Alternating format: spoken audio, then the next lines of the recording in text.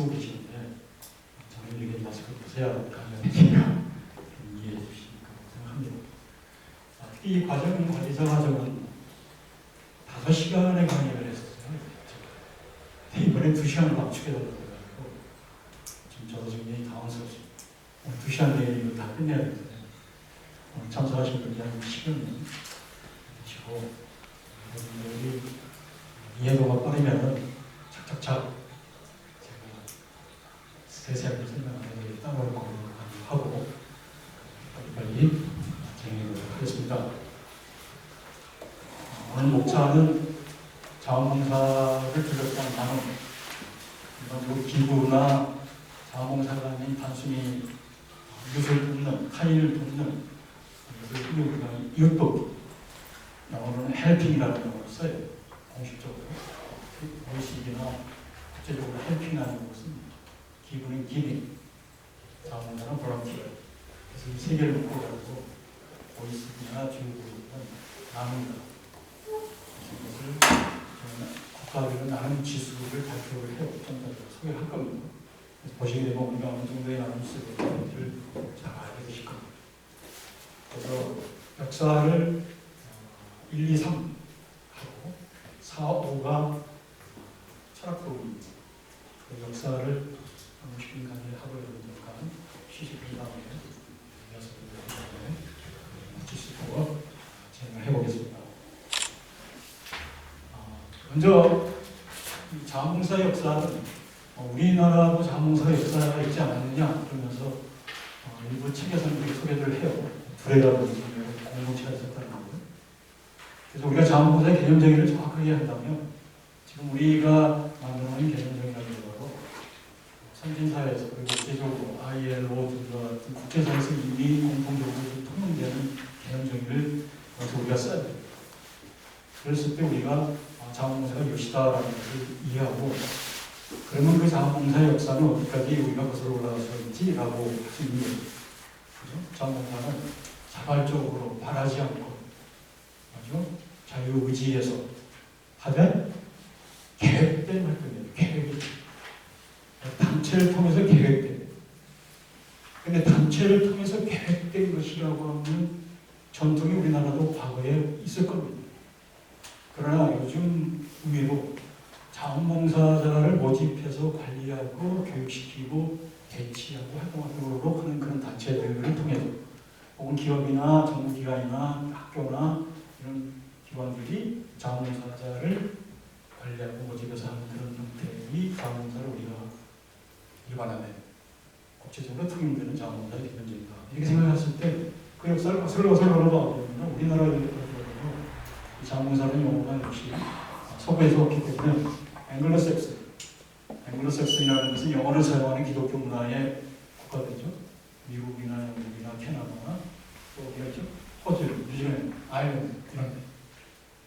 얘네들가 굉장히 자원봉사에 일찍 발달이 되어 있고 지금도 가장 자원봉사 왕성하게 있고 거기는 특이한 문화가 있기 때문에 거기에 대한 이해를 좀 해야 되고 그리고 두 번째는 너르딕 복지국가라고 해서 우리가 보편복지를 하는 국가예요. 그러니까 여기는 국가 중심으로 이기 때문에 자원봉사가 그간에 좀 등한시되거나 자원봉사를 뭐 진흥한다든지 뭐 이런 역할이 별로 없었어요. 그 밖에 유럽계도 이제 앵글로색슨 국가를 쫓아가고 추이. 그리고 한국과 일본은 그럼 어떨까? 이건 이제 순서대로 진행해 보려고 합니다. 앵글로색슨은 역시 복지국가의 역할이 적어요. 국가의 역할이 적기 때문에 사회에 맡기고 그러니까 자원봉사나 기부나 이웃돕기 등과 같이 나눔 활동이라고 하는 것은 사회단체나 사회 여러 모임들이나 조직들이 알아서 스스로 진행하는 그 역사가 굉장히 깊고 국가가 역할을 적게 하기 때문에 그런 것을 우리가 이해를 해야 됩니다. 그래서 시민사회가 굉장히 발달이 많이 되어 있어요. 세계적으로 시민사회가 가장 발달한 곳을 어디를 앵글로색슨. 왜? 국가가 역할을 적게 하기 때문에 사회 문제 해결에 있어서 시민사회나 자원봉사나 기부 등과 같은 인간의 활동이 왕성하기 때문에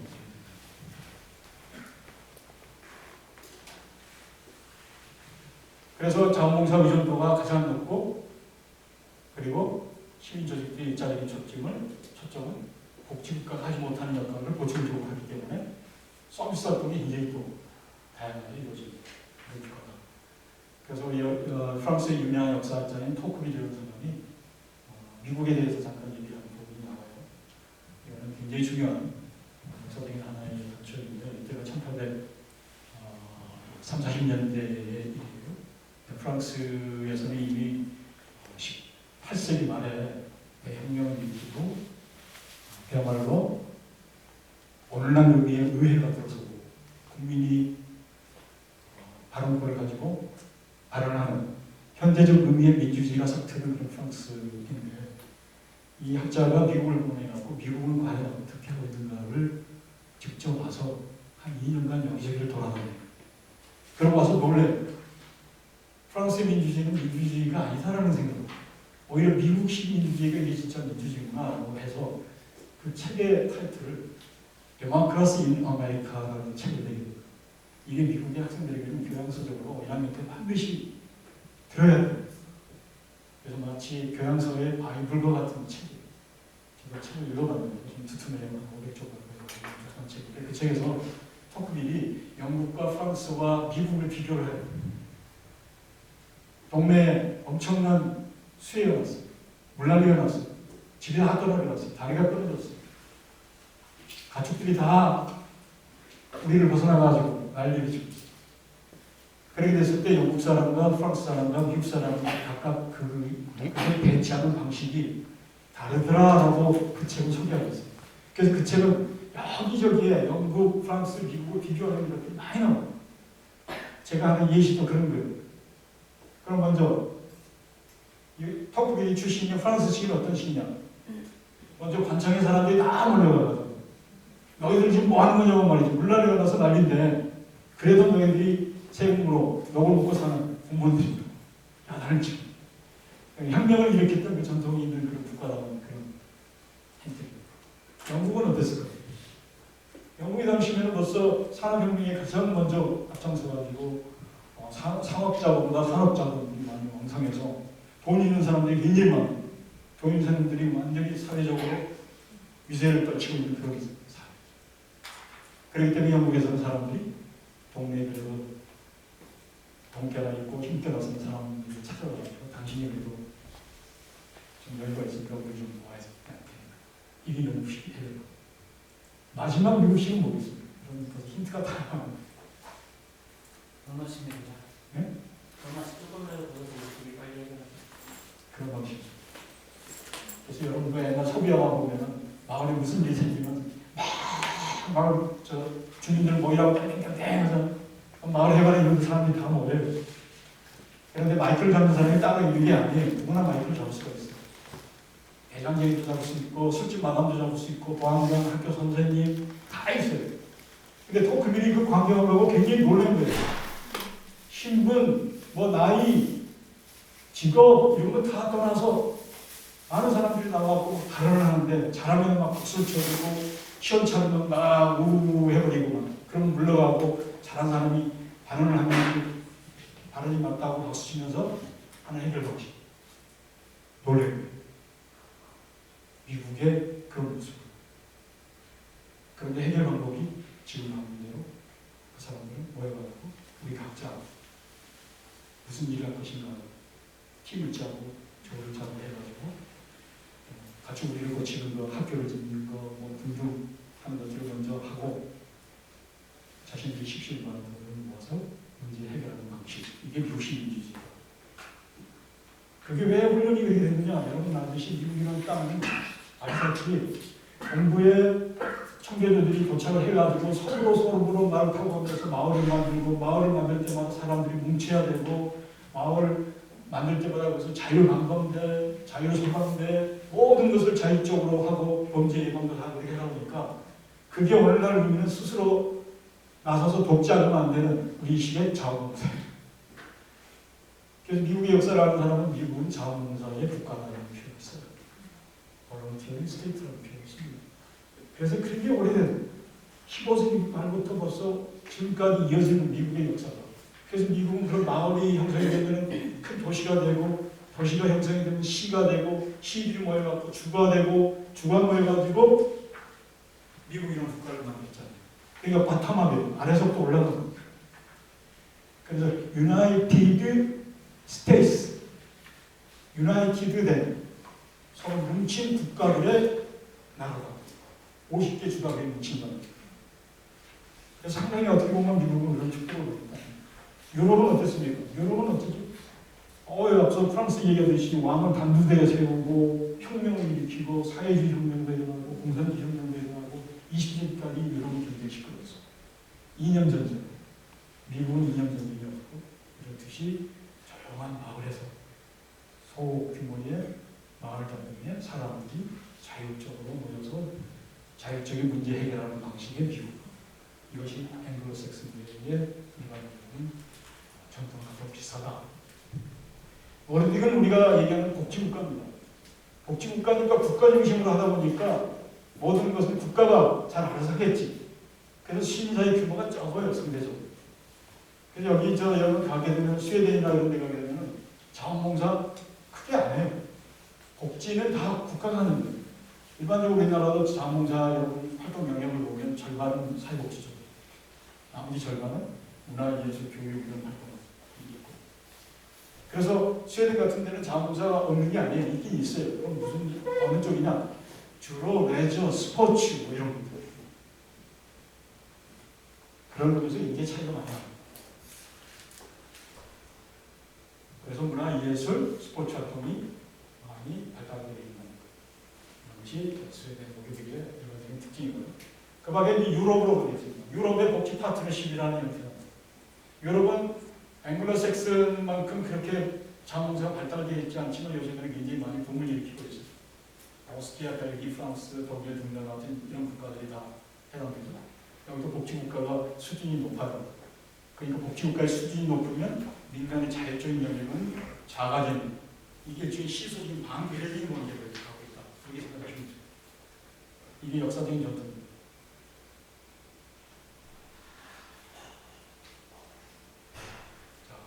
자, 이게 여러분 이 자료 가지고 계세요? 이 자료는 제가 2013부터 2015년 사이 의 자료를 제가 만든 거예요. 국가를 OECD 국가 31개 국가를 좀 만들었어요. 그래 놓고 한국과 일본을 가운데에 딱 갖다 놨어요. 자, 제가 점선을 쭉 껐는데 그룹으로 하나 그룹, 두 번째 그룹, 세 번째 그룹, 아시아, 그 다음에 이렇게 했는데 점선을 긋는 부분이 뭔지 여러분 눈치채셨죠? 제일 위가 앵글로색슨. 앵글로색슨이 우리가 구하는 나눔 지수가 가장 높아요. 즉 기부, 자원봉사, 이웃돕기 세 개를 평균한 것이 나눔 지수. 자원봉사도 보면 보통 국민의 15세 이상 국민이 44%가 자원봉사. 우리나라 가볼까요? 한국하고 일본은 28%. 우리나라는 어느 때는 좀 높게 나오고 일본보다 어느 때는 좀 낮게 나오고 그래요. 자원봉사가. 근데 기부 같은 경우는 우리나라보다 일본이 항상 낮더라고요. 그만큼 여기서 기부라고 하는 것은 여러분 종교적인 기부를 뺀 거예요. 그래서 우리는 자선적 기부라고 해요. 종교적 기부 행위, 종교에 가서 여러분들 11조 내고 시주하고 등등 하잖아요. 그런 것은 기부의 통계에서 빠지고 그 밖의 것을 우리는 자선적 기부다 이런 통계를 내고 있어요. 그 통계입니다. 그래서 여기서 보게 되면 역시 미국을 비롯해서 영국까지 1, 2, 3, 4, 5, 6이 앵글로색슨계가 자원봉사뿐만 아니라 나눔 활동도 왕성하구나. 그 다음에 두 번째 그룹이 우리가 복지국가인데 복지국가도 이렇게 대단히 하는구나. 다만 스웨덴 같은 경우는 자원봉사가 12% 정도밖에 안 돼요. 좀 많이 떨어지죠. 그 다음에 유럽 대륙이 있고 아시아가 있고 남유럽이 우리 한국이나 일본보다 좀 뒤쳐져요. 특이하죠. 남유럽이 스페인, 이탈리아, 프랑스, 포르투갈, 그리스가 해당되거든요. 여기는 과거 카톨릭의 전통이 있기 때문에 카톨릭이 교회 중심으로 해서 일반 시민사회가 발달하지 않았어요. 거의 카톨릭 중심으로 하다 보니까. 그 다음에 아예 제일 마지막이 동유럽이 해당되고 그 밖에 터키 이것이 해당됩니다. 이게 2013부터 15년 사이의 자료인데요. 제가 지금 이거 올해 지금 2020년에 OECD 가서 다시 아까 그 자료를 가지고 다시 한번 해봤어요. 아까 우리가 구별한 게 맞는지 어느 정도 맞았던 제가 여기 해보세요. 파란색으로 미국서부터 뉴질랜드, 아일랜드, 호주, 캐나다, 미국이 이거 보세요. 자원봉사도 가장 높아요. 그 밖에 유럽 대륙, 그 다음에 북유럽, 한국과 일본, 그 다음에 남유럽, 제라레가 동유럽이 되고 있어요. 그래서 이 구분은 어느 정도 맞는다. 제가 자료를 두 가지를 보여드립니다. 아까 2013부터 15년 사이에 자료라고 이게 20년 자료인데 실제 이 통계는 2019년 작년에 조사한 거죠. 최근 걸 보더라도 마찬가지다. 그만큼 국가나 전통, 역사가 이런 굉장히 많은 차이를 보여주는구나. 그래서 자원봉사와 민간복지라고 해서 아까 이 설명을 드렸어요. 복지국가가 많이 발달하면 자원봉사가 덜 발달하고, 그죠? 민간이 활동이 왕성하면 자원봉사도 같이 왕성한 그런 관계를 가지고 있다. 그래서 여기 이제 제가 이 그래프를 한번 그려봤어요. 이 그래프를 보는 방법이 뭐예요? 사회복지 비중 민간복지. 민간복지라고 하는 게 사회복지 가운데 원래는 복지국가는 국가가 다 내는 거잖아요. 근데 민간 부분이 높다는 것은 그만큼 국가가 역할을 적게 한다는 뜻이에요. 특히 미국 같은 데가 그래요. 미국이 여기에 있어요. 여기 제일 위에. 민간복지가 이렇게 많은 역할을 해요. 왜 그러냐? 여러분 미국이 의료보험 얘기 많이 나오잖아요. 미국은 거의 다 의료는 민간 쪽에서 공공에서 책임지는 것은 65세 이상의 노인하고 저소득층만 책임지고 또 베트남 전역분들만 책임지고 나머지는 다 의료는 민간이 보험에서 의료보험을 해결해야 되는 문제. 이런 게 미국이에요. 그런데 미국은 이렇게 자원봉사가 44%를 높아요. 이게 다이아몬드로 적혀 있는 파란 이 점들은 국가예요. 아까 우리가 봤던 그 자료 31개 국가를 이렇게 X하고 Y로 제가 그래프를 그려가지고 엑셀 파일에서 아까 이 파일에서 이 두 개를 쭉 긁어가지고 이거 엑셀 파일에 넣잖아요. 그럼 이거하고 둘을 그래프로 보여주세요 하면 엑셀 파일이 바로 보여줘요. 그래프를 안 그려요. 그런 그림이 날쌔게 보여요. 그럼 우리가 중고등학교 때 배웠던 수학 같은 그래프가 이렇게 나와요. 그럼 이걸 보면 굉장히 의미가 있어요. 이 둘의 관계는 뭐냐? 민간복지가 많이 활성화된 데는 자원봉사가 반대로 민간복지가 저조한 데는 자원봉사도 저조. 이 둘의 관계는 정비례적인 관계. 이런 그림이 있었고 인적 자원 굉장히 중요해요. 여러분 인적 자원 우리가 자본 가운데는 물질 자원이 있고 사람에 관련되어 있는 인적 자원이 있고 사회 자원이라는 게 있어요. 세 개가. 물질 자원은 컴퓨터, 자동차, 비행기 이런 것들이 다 물질 자원이에요. 그 다음에 인적 자원이라는 건 뭐죠? 우리 사람이 가지고 있는 기술이나 지식이나 건강도 인적 자원이에요. 사회 자원이라는 건 마지막으로 뭐냐면 사람들 간의 관계. 요즘 사회적 거리두기가 그것도 사회적이라는 것은 사람과 사람. 그래서 인적 자원이라고 하는 것은 자원봉사하고 굉장히 밀접한 관계를 가지고 있어요. 무슨 뜻이냐? 더 많이 배우고 더 건강하고 더 인적 자원이 풍부한 사회에서 자원봉사가 발달되어 있다. 이걸 보여줍니다. 이것도 제가 그래프로 한번 그려보니까 여기 나왔거든요. 인간개발지수라고 이게 유엔에서 나오는 통계가 있어요. 거기 보면 교육 수준이라든지 평균 수명이라든지 이런 것들, 그죠? 그런 데가 높은 국가에서 자원봉사 참여율이 높게 나타납니다. 그러니까 자원봉사는 교육 수준도 낮고 반대로 교육 수준도 낮고 소득도 낮고 그러면 자원봉사 발달하지 않아요. 그리고 마음이 그런 물질적인 인적인 여유가 있어야 되는 거예요. 자, 주관적 건강 상태라면 무슨 뜻이냐면 사람이 그래도 자기가 마음이 편해야 자원봉사한다는 거예요. 국가마다 사람들에게 물어봤어요. 당신은 주관적으로 건강하다고 생각하십니까? 그럼 우리 한국은 어떻게 나올 것 같아요? 제가 이 통계를 봤거든요. 건강하지 않다. 건강하다 이렇게 자신 있게 하는 사람은 30%다. 보통이다 한 사람이 한 40 정도. 그렇지 않다고 한 40%.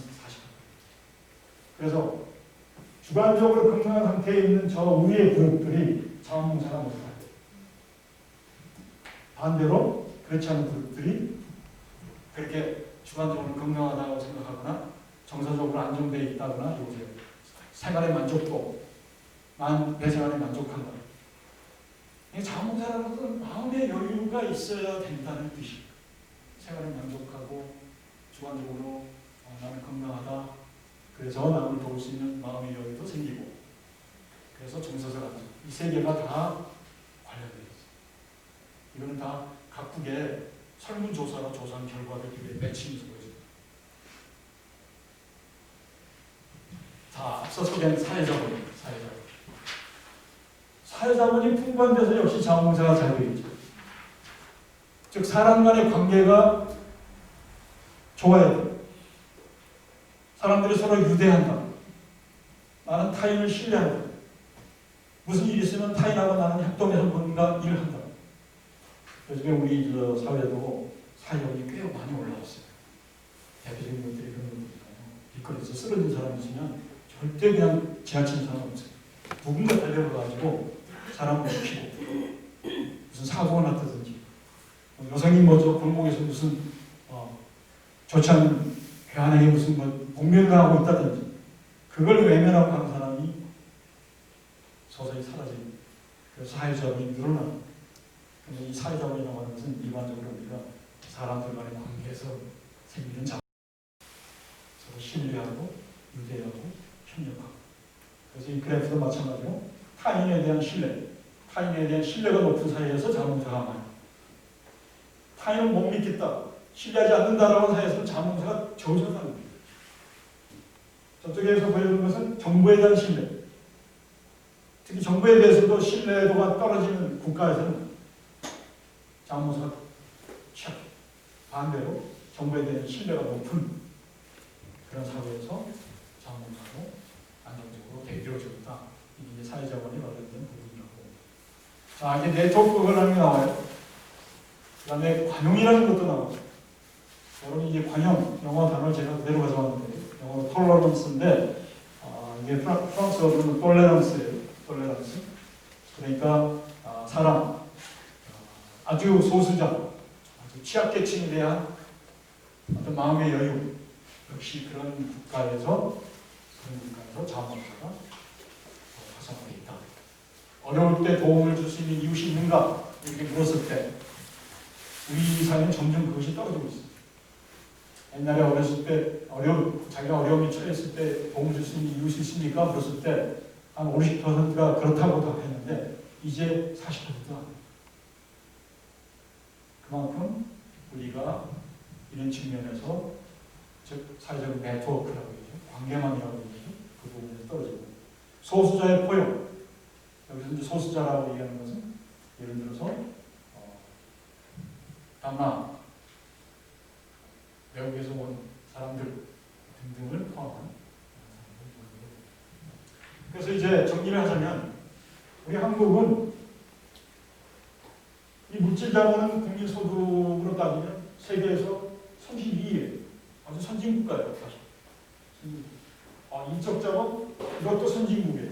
아까 얘기한 대로 교육 수준도 높고 우리 평균 수준도 높고 해서 아주 훌륭해.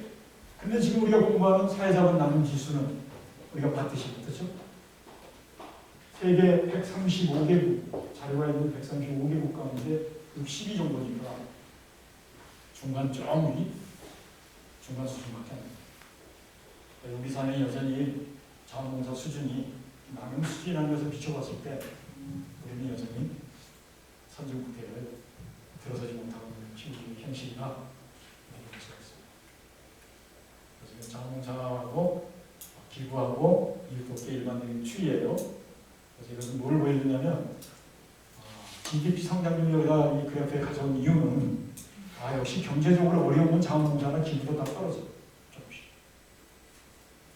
그래서 그런지 여러분 우리나라가 지금 자원봉사가 우리 한국 부분은 이제 공부를 곧 합니다만 1994, 5년부터 시작을 해가지고 쭉 올라왔어요. 그러니까 어디를 정점을 해갖고 떨어지기 시작한 줄 아세요? 혹시? 여러분 센터에서 권위자로 하시면 우리가 꺾어지기 시작한 때가 있어요. 어느 때? 지금 계속 꺾어져서 내려오고 있어요.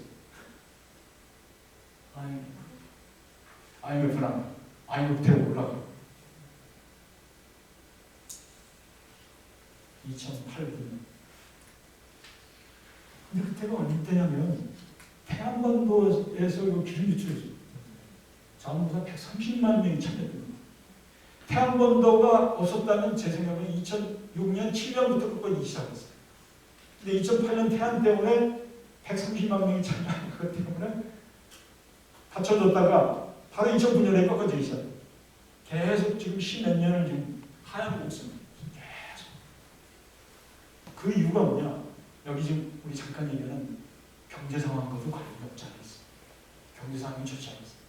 경제 상황이 좋지 않으면 일단 어떻게 되죠? 사람들이 신경이 먹고 사는 문제에 많이 쓰이고, 아까 우리가 얘기했죠. 마음의 여유가 안 생겨요. 그 다음에 기업도 마찬가지예요. 기업은 단체 봉사도 많이 하잖아요. 기업들도 당장 자신들 경영 쪽에다가 신경을 쓰지 사회공헌 쪽에 등하시고. 요즘이 지금 그래요. 요즘 사회공헌 제가 볼 때 별로 관심 별로 안 드는 거예요. 꺾어졌어요. 그래서 경제를 보여주는 그래프니까 참고를 해보시기 바랍니다. 그런데 자원봉사 참여를 우리가 얘기할 때 지금 우리가 쭉 본 자료는 국제 비교 자료여서 갤럽 인터내셔널이 보여준 자료. 갤럽. 제가 오늘 택시 타고 다니니까 여기 큰 갤럽 거기서 바로 꺾어서 돌아야 되는데 그걸 놓쳐가지고 그 다음 본부에서 들어가지고 뺑뺑뺑뺑 돌아서 간신히 저기 10분에 도착했어요. 그 갤럽인데 이 갤럽은 세계적으로 거의 아마 우리 한국 또 갤럽 코리아가 있듯이 다 있어요. 그래서 매년 정기적으로 이런 기부나 자원봉사나 이웃돕기 이 세 가지를 나눈 기술을 발표를 해요.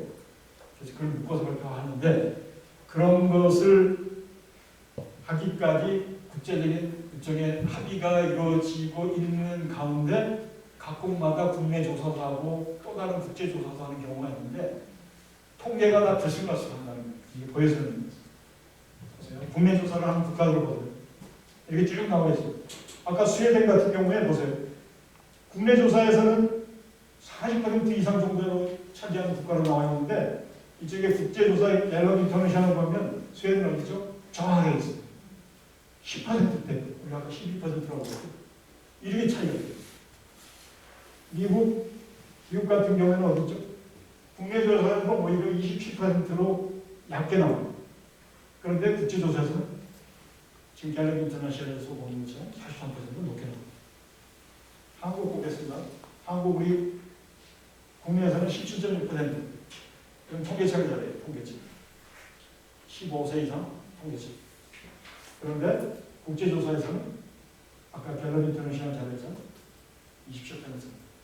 이 정도로 10% 이상 차이가 날 정도로 있다. 그래서 이 통계를 사용할 때 굉장히 유의해요. 그래서 갤럽 인터내셔널처럼 국가별로 다 전체 했던 이 통계가 그나마 그래도 신뢰할 만한 통계가 소개하고 싶습니다. 이거는 이제 마지막 하나 더 보이는 것은 시간입니다. 저는 자원봉사가 지금처럼 국민의 15세 이상 인구의 몇 퍼센트가 참여했냐 이게 중요할 수도 있지만 참여한 사람들이 활동을 얼마나 했을까 시간을 보여줍니다.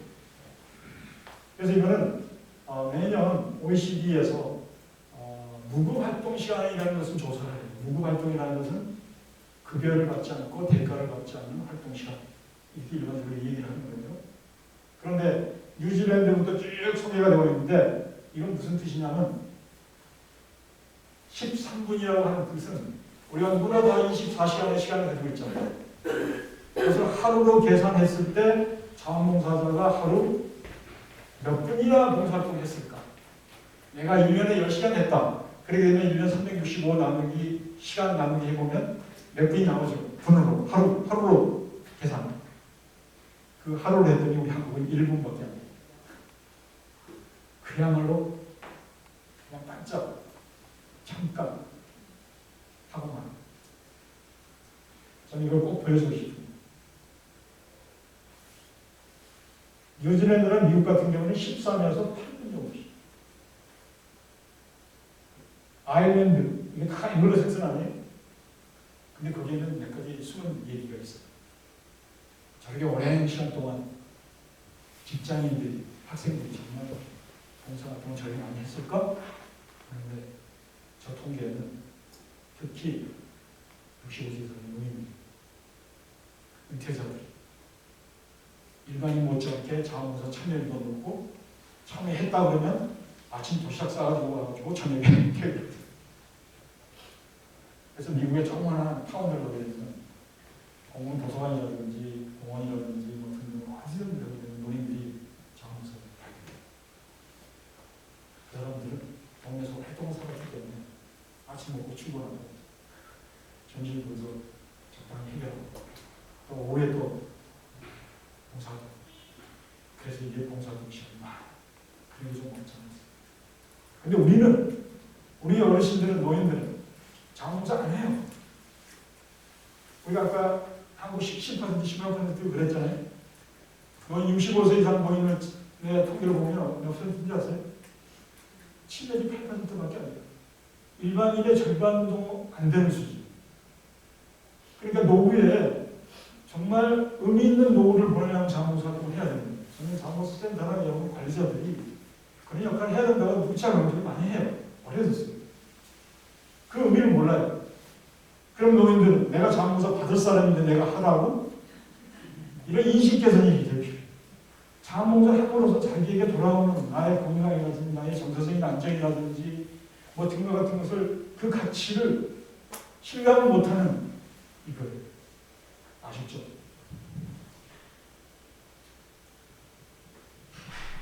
전 세계적으로 자원봉사가 지구화가 되고 있습니다. 이제 자원봉사가 많이 해요. 아까 우리가 북유럽 같은 데는 전통적으로 자원봉사 그렇게 막 권장하고 하지 않았어요. 기업들이 뭐 나서가지고 뭐 사회보험 차원에서 봉사활동한다? 이런 거 없었어요. 그런데 90년대에 들어와가지고 유럽이나 그런 국가들이 변하기 시작해요. 자원봉사가 가지고 있는 가치에 대해서 인정을 하는 거예요. 또 가난한 국가에서도 자원봉사가 우리 시대 지금 앞에서 개념적인 했듯이 그런 자원봉사가 단체를 통해서 조직적으로 하는 자원봉사가 서서히 기지를 펴고 있고 하고 있습니다. 그래서 저는 자원봉사가 지구촌에 널리 지구화되고 있다고 표현하고 있습니다. 그래서 유엔에서 자원봉사만 전담하는 조직이 UND가 있어요. UND가 2010년에 이런 자원봉사가 세계화, 지구화되는 데는 정치 리더십이 굉장히 중요한 역할을 했다.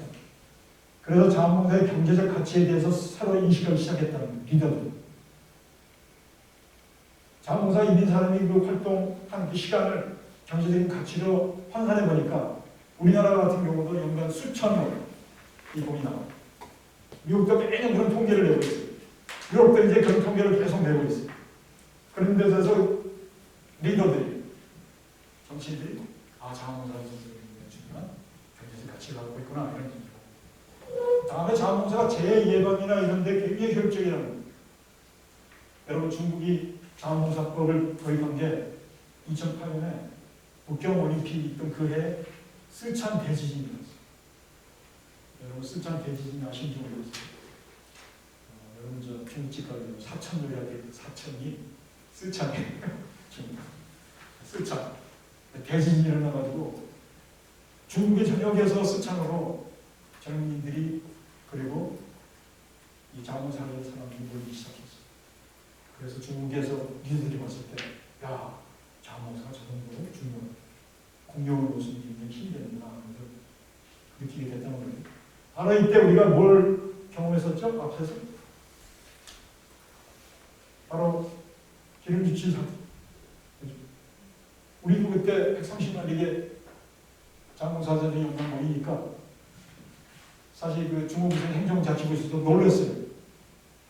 그래가지고 그 현장에 와가지고 앞으로 자원봉사 활동하는데 정말 적극적인 좋은 역할을 하고 하겠습니다라고 했는데 지금까지 공약이 되고 빌공자. 제가 그 역할을 못해서 지금 좋은 기회예요. 셋째, 2001년에 세계 자원봉사자의 해가 있었어요. 여러분 유엔은 매년 뭐뭐의 해를 정해요. 뭐 가족의 해라든지 난민의 해라든지. 근데 2001년에 세계 자원봉사해를 정했어요. 이걸 제안한 국가가 어느 국가인지 알아요? 일본이죠. 일본은 못된 시. 왜 이걸 제안했지? 일본이 95년에 고베 대지진. 여러분 그 고베 대지진의 그 TV 중계를 보신 적 있어요? 보신 분? 나이 드신 분 본 것 같은데. 그 며칠 두고 막 TV에서 막 생중계 하고 그랬어요. 우리 신정혜 사무총장님을 기억하실 거예요. 고베는 안 가보시죠? 가봤어요. 직접 가보셨어요. 우리 한국의 자원봉사 관리자들이 고베까지 직접 다녀오고 그랬어요. 우리 뭐 119도 가고 기업도 가고 자원봉사 관리자도 가고. 그래서 고베 대지진 때 전국에서 아까 석찬이 얘기했듯이 고베로 전이 모여들고 하니까 고베 현장에서는 오히려 난리가 났어요. 오히려 마이크를 들고 몰려오는 사람들에 대고 다들 집으로 돌아가십시오. 여러분들이 지금 복구를 돕는 게 아니라 방해하고 있습니다. 즉 그렇게 몰려든 사람들을 활용할 수 있는 방안을 갖고 있지 않았다는 거예요. 그래서 95년도에 그 방안을 마련해가지고 97년에 돼서 이게 대지진이나 여러 자연재해가 발생했을 때 어떻게 국가가 자원봉사를 활용할 것인가라는 것을 고민하기 시작해요. 그러자 일본이 내친 김에 유엔에까지 2001년을 세계 자원봉사자의 해로 하고 우리가 거기에 필요한 경비 돈을 다 대겠다. 이거 제안한 국가가 원래 돈을 대요. 가족이 돈 받겠다. 그리고 실제 이것 때문에 우리나라에 세계 자원봉사 해하고 세계적으로 붐이 일어나고 막 그랬었어요. 이 영향도 있었다. 자, 이제 자원봉사의 전망. 앞서 잠깐 얘기한 대로 자원봉사는 일정한 소득이 물질적인 문제 해결을 한 사람이 하는 것이다. 한때 서울시에서 통계조사를 해보니까 그런 결과가 나와요. 우리나라 통계청 조사에서 나와요. 역시 저소득층에서는 자원봉사가 굉장히 적어요. 중간소득에서는 중간 정도. 그리고 중상 이상의 높은 소득에서 자원봉사가 많아. 그게 사실. 이게 우리가 흔히 얘기하는 노블리스 오블리제라는 단어라면은 오케이, 좋게 받아들이는 건데 일정 부분이 있어요. 그래서 소득 수준은 높고 교육 수준은 높고 이런 사람들이 사회적인 책임이 있어야 된다. 이것이 노블리스 오블리제 아닙니까? 사실 자원봉사에는 그래요. 학력과 소득 수준이 높은 사람들. 이걸 국가적으로 봤을 때도 우리가 이미 아까 국가를 봤어요. 그런 교육 수준이 높은 또 소득 수준이 높은 이런 국가에서 자원봉사가 많이 활성화되고 있는지 사실. 그래서 연관성이 있다. 교육도 마찬가지. 자, 경제 위기가 있을 때는 어떻게 될 것 같아요? 실업이 막 확대되고 합니다. 아까 잠깐 얘기했었죠. 같이 떨어져. 오히려 경제 위기고 실업 상태가 오게 되면 수요는 더 많을 텐데 어려운 사람들이 많이 생기잖아요. 지금 코로나19 상황에서 이런 거 어때요? 코로나 때도 사실 수요는 많아요. 어려운 사람이 더 많이 생겼어요. 직장을 받는 사람이라든지 복지 의존할 수밖에 없는 사람이라든지 복지관이나 등등 복지 여러 기관에서 서비스가 중단이 됐다든지 왜 비대면 등등으로. 그래서 많은데 실질적으로 그렇게 그들을 돕는데 자원봉사자들이 기꺼이 나서 하는 자원봉사 활동은 그렇게 늘어나고 있지 않죠? 그래서 당연한 얘기인 것 같습니다. IT 혁명 어떻게 같아요? 컴퓨터 발달하고 IT 혁명이 되고 어떻게 되면 자원봉사가 더불어 늘어난다? 어떤 사람은 오히려 거꾸로 IT 때문에 자원봉사가 다운된다고. 왜? 사람들이 오프라인에서 사람과의 대면적인 봉사활동 대신에 온라인에서만 이렇게 한다. 그런 주장이 있는가 하면 어떤 사람은 아니다. IT 온라인 컴퓨터를 잘 활용한 사람은 자원봉사 관련된 정보를 더 많이 입수해가지고 옛날 방식으로 딱 주어진 시간에 하는 게 아니라 예를 들어서 뭐 번개팀 같은 거. 요즘 젊은 애들 잘하잖아요. 자원봉사도 번개팀 하는. 그럴 수 있다. 그래서 이 IT 혁명은 요즘에 두 얼굴을 가지고 이럴 수도 있고 저럴 수도 있다. 그래서 지금 우리가 한번 인식을 해볼 수가 있습니다. 자, 코로나 아까 얘기를 했는데 사실 이 코로나 위기 때문에 비대면, 컨택 이게 늘어나다 보니까 자원봉사가 좀 많이 위축이 됩니다. 여러분 실제 그거 못 느끼세요? 현장에? 많이 안 오시죠? 그죠?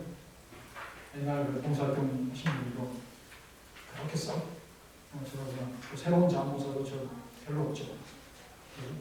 이게 현실.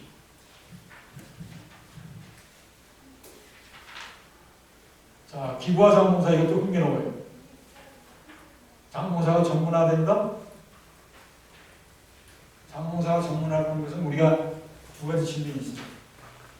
자원봉사자를 전문적으로 관리하는 조직 단체들이 많이 늘어나기 때문에 자원봉사를 확산시킬 수가 있다. 우리 모습은. 또 다른 전문화는 이거예요. 자원봉사 활동한 사람이 전문가로 업그레이드하는. 여러분 그런 사례가 굉장히 좋은 우수한 사례예요. 예를 들어서 청소년 문제에 대해서 활동한 자원봉사 활동한 사람이 나중에 청소년 전문가가 돼가지고 청소년들 봉사활동을 직접을 잘해요. 노숙자는 그 밖에 취약계층을 대상으로 한다는 것도 마찬가지다. 기부와 자원봉사도 여러분 같이 간다고 볼 수가 있죠. 같이 간다는 뜻은 뭐죠? 자원봉사 열심히 한 사람은 기부도 자원봉사 안 한 사람보다 더 많이 하겠죠. 맞아요. 여기까지 맞아요. 근데 이 둘은 굉장히 미묘한 관계가 또 하나 있어요. 뭐냐? 돈 냈으니까 봉사 안 하니. 그럴 수 있죠. 나. 시간 내서 봉사하는 대신 돈으로 해결해요. 이런 현상이 나타나요. 그러니까 자원봉사가 기부 쪽으로 뺏긴다라고 볼 수도 있어요. 왜? 기부가 간편해졌어요. 쉬워졌어요. 되게 자원봉사하는 사람은 언젠가 마음에 빚을 지고 해야 되는데 못하면서 기부라도 있구나. 이건 크게 몇 번에 하고 이거라도 나의 마음의 위로를 삼는. 저는 그래서 그걸 어떻게 비교하냐면 얼마 전에 우리가 추석 지내서 이번 추석 같은 데는 우리가 시골에 부모님 뵈고 야간 열차를 타든 뭐 입석을 해가지고 기어이 갔다 와야지만 추석이 제대로 명절을 보냈다고 생각했는데 요즘 어떻게 하죠? 다 화상통화로 온라인으로 보냈습니다. 맛있는 거 많이 드시고 건강하십시오. 오냐 오지 마라. 이러고 있어요. 그거랑 똑같아요. 그만큼 자원봉사는 시간을 내서 사람을 만나고 현장에 가야 된다는 번거로움 이런 것들 때문에 시간에 쫓기는 현대인들에게 기부보다는 매력적입니다. 그래서 자원봉사가 기부 쪽으로 조금씩 손님을 뺏겨요. 이렇게 표현하면 맞나요? 좀 뺏기고 있습니다. 그런데 자원봉사 하는 사람이 시간 없어서 자원봉사 안 한다? 이건 아니다라는 얘기가 미국에서는 많이 나와요. 오히려 시간이 나쁜 사람이 자기 시간을 잘 쪼개고 하는 사람들이 적지 않다는 거예요. 오히려 시간이 널널하신 분들, 아까 얘기한 어르신들, 어르신들은 안 해요. 잠깐 사람이 생각하기 나름이고 자기 계획하기 나름이다. 이런 얘기가 있어요. 그래서 기부와 자원봉사는 그런 관계다라는 것을 보여줍니다. 그 밖에 시민운동이 늘어나면 역시 자원봉사가 좀 늘어날 것이다. 우리가 의미 있게 그렇게 해석할 수 있어요. 고령사회가 되면 어떻게 되느냐? 아까 지금 우리나라의 고령화 속도가 굉장히 빠르잖아요. 어르신들이 많이 불어났어요. 근데 이분들이 자원봉사 하면 좋겠는데 안 하세요. 여건은 다 갖췄는데 시간도 많이 있겠다. 자원봉사 하게 되면 나한테 이게 다 건강이 좋고 나의 저걸 위해서 정서적 안정을 위해서 좋은데 이런 등등이 내주시고 그것이 우리나라에는 잘 안 되고 있다. 다문화사회 여기 대해서 한마디 하겠습니다. 다문화사회 우리가 흔히 우리가 다문화사회가 되고 있잖아요.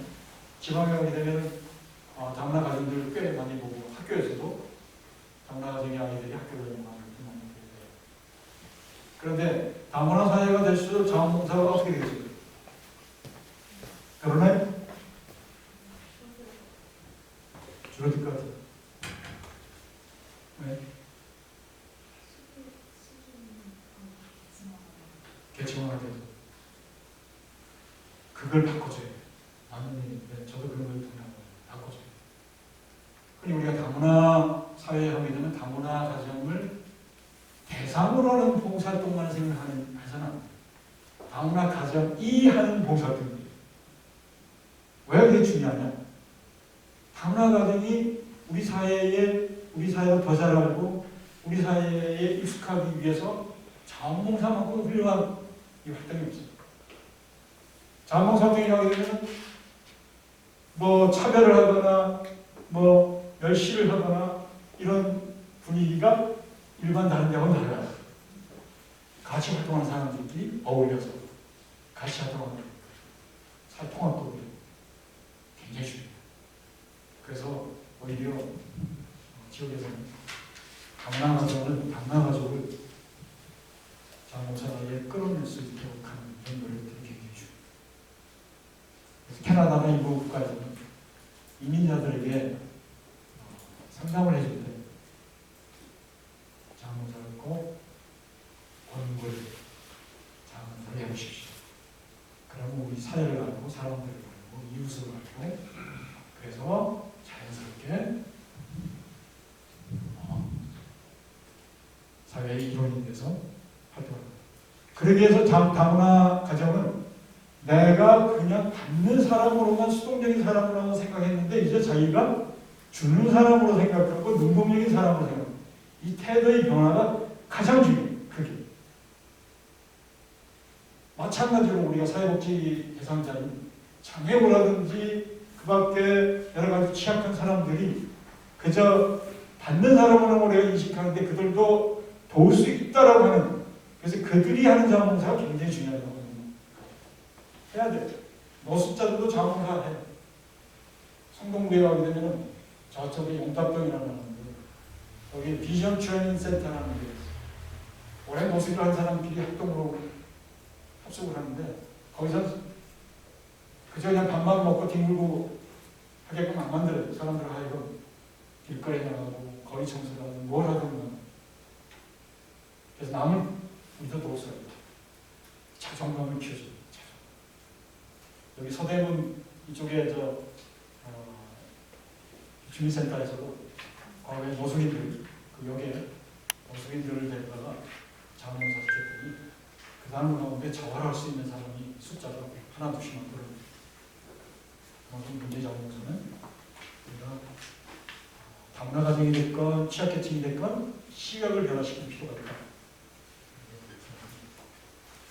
자, 이쯤에서 좀 여러분 좀 쉬어야 되겠죠?